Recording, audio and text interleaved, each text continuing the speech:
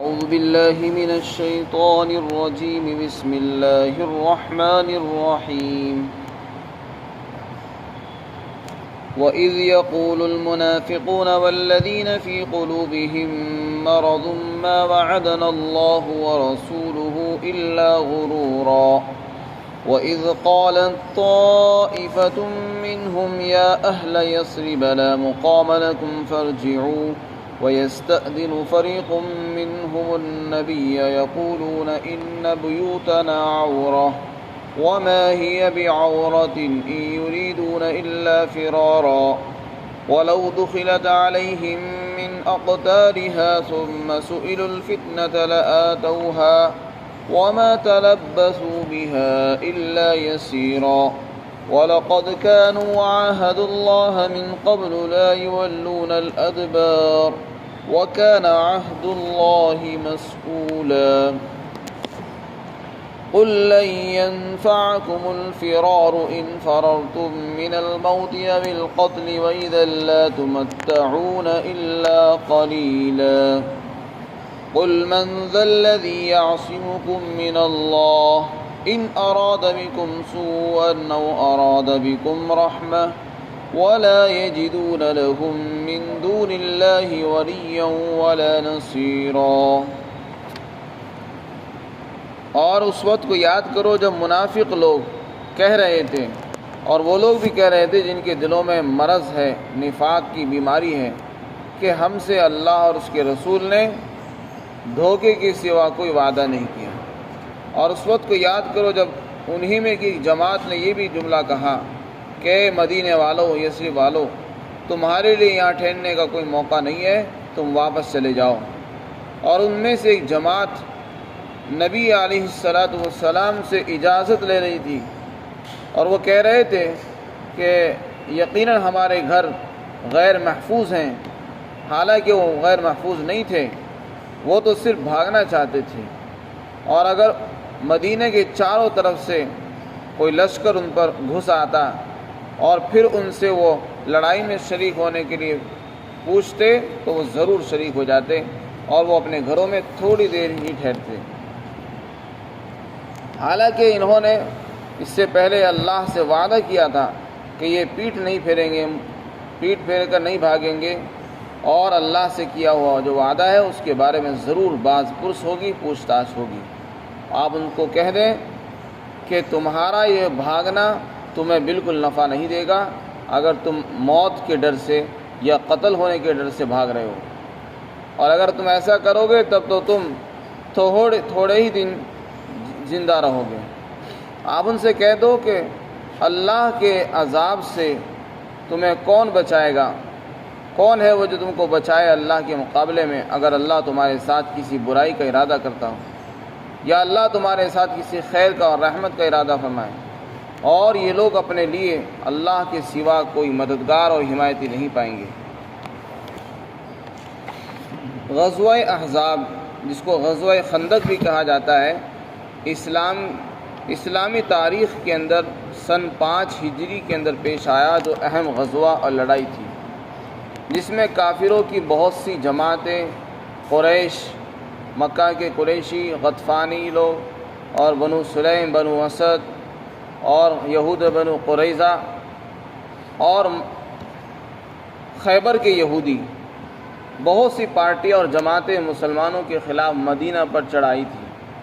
اور مسلمان تنہا تھے اور ادھر سے بہت سے لشکر اکٹھے ہو کر مدینہ پر چڑھائے تھے. آپ نے اس کے لیے خندق کھدوائی تھی. جس وقت خندق کھودی جا رہی تھی اس وقت ایک چٹان نکل آئی. حدیث پاک کے اندر آتا ہے کہ جب خندق کھودی جا رہی تھی ایک چٹان نکل آئی جس کو توڑنا اور نکالنا مشکل ہو رہا تھا. صحابہ اکرام رضی اللہ عنہ نے عرض کیا، یا رسول اللہ، ایک چٹان ہے، پتھر ہے جو ٹوٹ نہیں رہا ہے. آپ بنفس نفیس تشریف لائے اور آپ اندر اترے. آپ نے کدال لیا اور کدال کو جو مارا تو اس کا ایک تہائی حصہ ٹوٹ کر الگ ہو گیا، جس میں سے ایک چنگاری اٹھی جس سے مدینہ کے دونوں طرف روشن ہو گیا. آپ نے فرمایا مجھے اس میں ہیرا کے محلات دکھائے گئے ہیں، یعنی تم لوگ اس کو فتح کرو گے. پھر آپ نے دوبارہ ضرب لگائی اور یہ آیت کریمہ پڑھی وَتَمَّتْ کَلِمَتُ رَبِّكَ صِدْقًا وَعَدْلًا۔ پھر اس کا ایک اور تہائی حصہ ٹوٹ کر الگ ہوا، اسی میں سے بھی چنگاری اٹھی، تو آپ نے فرمایا مجھے کسریٰ کے محلات اور روم کے محلات دکھائے گئے ہیں جو تم فتح کرو گے۔ پھر آپ نے تیسری مرتبہ ضرب لگائی اسی آیت کریمہ کو پڑھ کر، اس میں سے چنگاری اٹھی، آپ نے فرمایا مجھے یمن کے محلات، ملک شام کے محلات دکھائے گئے۔ جب یہ باتیں ہو رہی تھی تو منافق کچھ لوگ ایسے ہوتے ہیں جو مسلمان نہیں ہوتے لیکن مسلمانوں کے ساتھ رہتے ہیں، جن کو آستین کا سانپ کہا جاتا ہے۔ وہ مسلمانوں کی شکل میں رہیں گے، مسلمانوں جیسا لباس پہنیں گے، ٹوپی بھی لگائیں گے، داڑھی بھی ہوتی ہے، لیکن مسلمان نہیں ہوتے۔ تو یہ ہر دور میں ہوتا ہے۔ حضور اقدس صلی اللہ علیہ وسلم کے زمانے میں بھی منافق لوگ تھے، تو انہوں نے طعنے کسے اور کہنے لگے کہ لو جی، یہاں تو اپنی ہی حفاظت مشکل ہو رہی ہے، اپنے شہر کو بچانا مشکل ہو رہا ہے، ادھر سے لشکر چڑھائی کے لیے تیاری کر رہے ہیں، آنے والے ہیں، اور یہ باتیں کر رہے ہیں ملک شام کی، یمن کی اور ہیرا کی اور قیصر و کسریٰ کے محلات کی۔ بھلا یہ باتیں کچھ سمجھ میں آنے والی ہیں؟ تمہارے لیے اپنی جانوں کو بچانا، شہر کو بچانا مشکل ہو گیا ہونے والا ہے کہ ادھر سے چڑھائی کے لیے قریش کے لوگ آنے والے ہیں، اور تم باتیں کر رہے ہو بڑی بڑی کہ ہم یہ کریں گے، ہم فتح کریں گے، ملک شام کو فتح کریں گے، یمن کو فتح کریں گے، قیصر و کسریٰ کے محلات ہمارے ہاتھوں میں ہوں گے۔ تو اس طرح کی باتیں انہوں نے کہی اور کہنے لگے کہ ہم سے تو اللہ کے رسول نے سوائے دھوکے کو کچھ نہیں کیا۔ یہ سب دھوکے والی باتیں ہیں، بھلا یہ بات سمجھ میں آتی ہے؟ عقل میں آنے والی چیز نہیں، یہ دھوکہ ہے۔ تو کہنے لگے اللہ اور اس کے رسول نے ہم سے دھوکہ ہی کیا ہے، کچھ نہیں کیا۔ یہ جو وعدے کیے جا رہے ہیں کہ ہم ملک شام فتح کریں گے، کچھ نہیں سوائے دھوکے کے۔ اس طرح کی باتیں وہ مسلمانوں کے سامنے کرنے لگے تاکہ مسلمانوں کو بھی اسلام سے نفرت پیدا کرائیں اور ان کے دلوں میں نفرت پیدا ہو جائے۔ تو بہت سے لوگ ایسے ہوتے ہیں جو مسلمانوں کے ایمان کو ڈگمگاتے ہیں اور ان کے قدموں کو اکھاڑنا چاہتے ہیں، اور وہ اس طرح کی باتیں کر کے مسلمانوں کے عقائد کو کمزور کرتے ہیں۔ اس پر اللہ تعالیٰ نے یہ آیت شریفہ نازل فرمائی اور ان کے عزائم اور ارادوں کو آشکارا فرمایا اور بتا دیا کہ یہ لوگ منافق ہیں۔ اسی طرح کی جماعت اور بھی تھی منافقین کی، انہوں نے ایک جملہ اور کہا خندق کے موقع پر، یہ دیکھیے مسلمان کتنے سے ہیں اور کتنے سخت مصیبت کا وقت ہے کہ ادھر سے دشمن چڑھائی کے لیے تیار ہیں اور مسلمان اپنی حفاظت کے لیے خندق کھود رہے ہیں، اور اندر کے جو منافق ہیں وہ بھی پریشان کر رہے ہیں، بجائے حوصلے کے ہمت دلانے کے ہمتوں کو توڑ دیتے تھے، ہمتیں پست کرنے والے کام کرتے تھے۔ تو ایک تو یہ کہا کہ اللہ کے رسول نے ہم سے دھوکہ کیا ہے، یہ بہت بڑا جملہ ہے جس سے دل ٹوٹ جاتے ہیں۔ اسی طرح ایک جملہ اور بھی کہا جس کو قرآن نے نقل کیا، وہ آئے جب دیکھا کہ خندق کھود رہے لوگ، کہنے لگے مدینے والوں کہاں تم چکر میں پڑے ہوئے ہو، چلو واپس چلے جاؤ، تمہارے لیے یہاں ٹھہرنے کا کوئی موقع نہیں ہے۔ تو یہ ساری چیزیں حوصلوں کو پست کرنے والی ہوتی ہیں، یہ منافقین کام کرتی ہیں۔ وہ اس کا مطلب یہ ہے کہ اب قریش ابو سفیان کا لشکر جو 10,000 سے اوپر کا لشکر ہوگا وہ چڑھنے کو تیار ہے، اگر وہ خدا نخواستہ تمہارے اوپر چڑھایا تو تم میں سے کسی کو نہیں چھوڑے گا، لہذا تم کہاں ان کے مقابلے میں تیاری کر رہے ہو، لہذا اپنے اپنے گھر چلو، تمہارے لیے یہاں ٹھہرنے کا کوئی موقع نہیں ہے۔ اس کا یہ مطلب ہے۔ ایک مطلب اور بھی بیان کیا گیا کہ ابو سفیان اور قریشیوں نے منافقین کے پاس پیغام بھجوایا کہ دیکھو ابو سفیان کا اگر لشکر مدینہ میں گھس آیا تو تم میں سے کسی کو نہیں چھوڑے گا، سب ہلاک ہو جاؤ گے۔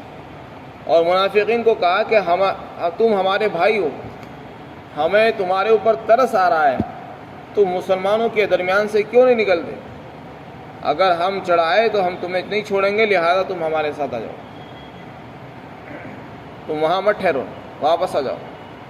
اور ایک مطلب یہ بھی ہے، مفسرین نے بیان کیا کہ اے مدینے والو، تم اپنے پرانے دین پر واپس آ جاؤ، تم پہلے مشرک تھے، شرک تھے، لہذا اپنی گھر واپسی کر لو۔ کہاں تم اسلام کو اختیار کر کے ابو سفیان سے لڑائی مول لے رہے ہو، اور اس کا مقابلہ کرنا مشکل ہے، بہت بڑا لشکر ہے، لشکر جرار ایک طوفان کی طرح آنے والا ہے، لہذا اس کا مقابلہ تمہارے بس میں نہیں ہے، تم اپنے پرانے دین پر آ جاؤ گے تو بچ جاؤ گے۔ تو یہ ساری باتیں نقل فرمائیں۔ وَيَسْتَأْذِنُونَ، اسی طرح ایک اور جماعت تھی، منافقین کیا بہانے کر رہے تھے، وہ چونکہ مسلمان بھی نہیں تھے اور مسلمان دکھانا بھی چاہتے تھے، اپنے آپ کو مسلمان بنا کر پیش کرتے تھے اور مسلمان بھی نہیں تھے۔ ایسا کیوں کرتے تھے؟ لالچی تھے وہ۔ جب دیکھتے کہ مسلمانوں کو فتح ہو گئی تو کہہ دیتے تھے کہ ہم بھی شریک تھے لڑائی میں، لہذا ہمیں بھی مال ملنا چاہیے۔ تو مال ملنے کے وقت میں دعوے کرتے تھے کہ ہم مسلمان ہیں، ہم نے بھی لڑائی کی ہے، ہم نے بھی پتھر پھینکے تھے، ہم نے بھی تلوار چلائی تھی، اور جب لڑنے کا وقت آتا تو بہانے کر کے بھاگ جایا کرتے تھے۔ تو اسی طرح کا موقع ہو رہا ہے، جب خندق کے موقع پر لڑائی ہو رہی ہے تو منافقین بہانے بنا بنا کر گھر جا رہے ہیں، کہنے لگے کہ یا رسول اللہ، ہمارے گھر کی دیواریں بہت چھوٹی چھوٹی سی ہیں، عورتیں بچے ہیں، دشمن حملہ نہ کر دے، ہم ذرا اپنے گھروں کو جانا چاہتے ہیں تاکہ وہاں دیکھ بھال کر کے آ جائیں۔ تو انہوں نے یہ بہانہ کیا کہ ہمارے گھر محفوظ نہیں ہیں، اس میں دشمن آ سکتا ہے، حملہ کر سکتا ہے، ہماری عورتیں بچے غیر محفوظ ہیں، کہیں ایسا نہ ہو کہ وہ ہلاک ہو جائیں۔ اس طرح کے بہانے انسانوں کے پاس آتے ہیں جو منافق ہوتے ہیں، ان کے پاس بہانوں بنانے کی کمپنیاں اور مشینیں ہوتی ہیں، وہ مستقل بہانے بناتے ہیں۔ انہوں نے بھی اسی طرح کے بہانے بنائے کہ ہمارے گھر محفوظ نہیں ہے۔ خندق اصل میں مدینہ سے تھوڑا باہر دور تھی، تو یہ بہانہ انہوں نے کیا۔ قرآن کریم میں اللہ نے اس کو، ان کے اس نفاق کو ظاہر فرما دیا کہ ایسا کچھ نہیں ہے۔ فرمایا ایسا بالکل نہیں ہے کہ ان کے گھر محفوظ نہیں ہیں، ان کے گھر محفوظ ہیں۔ بات یہ ہے کہ یہ لوگ لڑنا نہیں چاہتے، یہ چاہتے ہیں مسلمانوں کے اندر سے نکل جائیں تاکہ مسلمان کمزور پڑ جائیں اور خود لڑائی میں شریک نہ ہو تاکہ ان کو زخم نہ لگے۔ یہ تو بھاگنا چاہتے ہیں، یہ بھاگنے کے لیے اس طرح کے بہانے بازیاں کر رہے ہیں کہ ہمارے گھروں میں غیر محفوظ ہیں، بچے عورتیں تنہا ہیں، اکیلے ہیں۔ قرآن نے فرمایا کہ ایسا کچھ نہیں، یہ بھاگنا چاہتے ہیں، ان کا ارادہ بھاگنے کا۔ پھر آگے اللہ نے فرمایا کہ دیکھو یہ کتنے لوگ، کتنے بڑے منافق ہیں۔ فرمایا کہ یہاں سے تو بھاگنا چاہ رہے ہیں گھر کے لیے، اگر خدا نہ خواستہ مدینہ کے چاروں طرف سے دشمن مدینہ پر چڑھائے اور مدینہ کے اندر گھس جائے اور پھر انہی منافقین کے پاس جا کر ان سے کہے کہ اے منافقوں چلو ہمارا ساتھ دو، تم بھی مسلمانوں کے خلاف لڑو، ہم بھی لڑیں گے، تم ہمارا ساتھ دو، تو اس وقت فوراً تیار ہو جائیں گے۔ جب دیکھیں گے ان کا پلہ بھاری ہے تو ساتھ کھڑے ہو جائیں گے، اور پھر یہ نہیں دیکھیں گے ہمارے گھر محفوظ نہیں ہے، نہ یہ دیکھیں گے ہمارے گھر میں عورتیں بچے اکیلے ہیں، کچھ نہیں دیکھیں گے۔ اس وقت تو یہ دیکھیں گے شرک، مشرکین طاقتور ہیں اور مسلمان کمزوری پر ہیں، مسلمانوں کو مٹانے کا موقع ہے، لہذا فوراً ساتھ ہو جائے گا۔ تو اللہ تعالیٰ نے ان کے عزائم کو بیان کیا کہ یہ ایسے لوگ ہیں۔ پھر آگے اللہ تعالیٰ نے فرمایا، انہی کی بدعہدی کو ذکر کیا کہ یہ جو منافق ہیں، اس میں سے قبیلہ تھا بنو حارثہ بنو سلیمہ، انہوں نے پہلے بھی غداری کی اور بدعہدی کی، وعدہ خلافی کی، بزدلی دکھائی۔ احد کے موقع پر جب لڑائی ہو رہی تھی اس وقت بھی یہ بزدلی دکھا کر واپس آ گئے تھے۔ جب خندق کے موقع پر لڑائی ہونے والی تھی تو منافقین نے لوگوں کو بہکانا شروع کیا، کہا کہ یہاں رہنے کا موقع کچھ نہیں ہے، یہاں لڑنا حکمت کے خلاف ہے، ہم لوگ کم ہیں، ان کی طاقت زیادہ ہے، ان کے مقابلے میں ہم نہیں لڑ سکتے، لہذا واپس چلو۔ تو انہوں نے بھی واپس جانے کے لیے اجازتیں درخواستیں مانگی۔ اللہ تعالیٰ نے فرمایا کہ تم نے تو اس سے پہلے وعدہ کیا تھا کہ ہم پیٹھ نہیں پھیریں گے، منہ پھیر کر نہیں جائیں گے، ہم لڑیں گے، ہم ساتھ رہیں گے، وہ وعدے تمہارے کہاں گئے؟ اس کا مطلب یہ کہ تم جھوٹے وعدے کرتے ہو، وعدے خلافی کر رہے ہو، غداری کرتے ہو۔ اور یہ فرمایا اللہ نے جو اللہ سے جو عہد کیا گیا ہے اس کو یہ مت سمجھو کہ بس وعدے کر لیا توڑ دیا، وعدے کر لیا توڑ دیا، لہذا کچھ نہیں بگڑا۔ جو وعدہ ہوا ہے اس کو پورا کرنا ضروری اور لازم ہے، اور اگر نہیں کرو گے اس کے بارے میں پوچھ تاچھ ہوگی قیامت کے دن۔ اللہ تعالیٰ پوچھے گا تم نے جو وعدے کیے اس کو پورا کرنا ضروری تھا، کیوں نہیں پورا کیا؟ تو لہذا اللہ کے عہد کو معمولی سمجھ کر نہیں چھوڑنا چاہیے، اس کے بارے میں ڈرنا چاہیے۔ تو ان کو یاد دلایا گیا کہ تم نے تو اس سے پہلے وعدے کیے تھے، کیوں چھوڑ دیے ان کو؟ پھر آگے اللہ تعالیٰ نے تنبیہ فرمائی کہ اے لوگو اگر تم موت کے ڈر سے یا قتل کے ڈر سے کہ کہیں ہم قتل نہ ہو جائیں، مر نہ جائیں، زخمی نہ ہو جائیں، اس ڈر سے اگر تم بھاگنا چاہتے ہو میدان سے، فرمائے یہ بھاگنا تمہیں کسی کام نہیں آئے گا، اس سے کوئی فائدہ ہونے والا نہیں ہے۔ موت تو تمہیں ہر حال میں آنی ہے، اگر موت کا وقت ہوگا تو یہاں بھی آئے گی، موت کا وقت ہوگا تو گھر بھی آئے گی۔ گھر بھاگنے سے موت نہ ایسا نہیں ہوگا کہ موت نہیں آئے گی، موت کا تو وقت مقرر ہے۔ یہ کم عقلی ہے اور نا سمجھی کی بات ہے کہ آدمی موت کے ڈر سے میدان چھوڑ کر چلا جائے۔ فرمایا ایسا بالکل بھی نہیں ہے، اور اگر تم نے ایسا کیا تو تم بہت کم جیو گے، ہو سکتا ہے تمہیں موت وہیں آ جائے۔ پھر آگے فرمایا کہ چلو ٹھیک ہے، تم موت کے ڈر سے وہاں جانے لگے، اگر خدا نہ خواستہ کوئی آفت کوئی مصیبت تمہارے گھروں پر ہی آنے لگی، کسی نے تمہارے گھروں پر ہی حملہ کر دیا، اب یہ بتاؤ تمہیں کون بچائے گا؟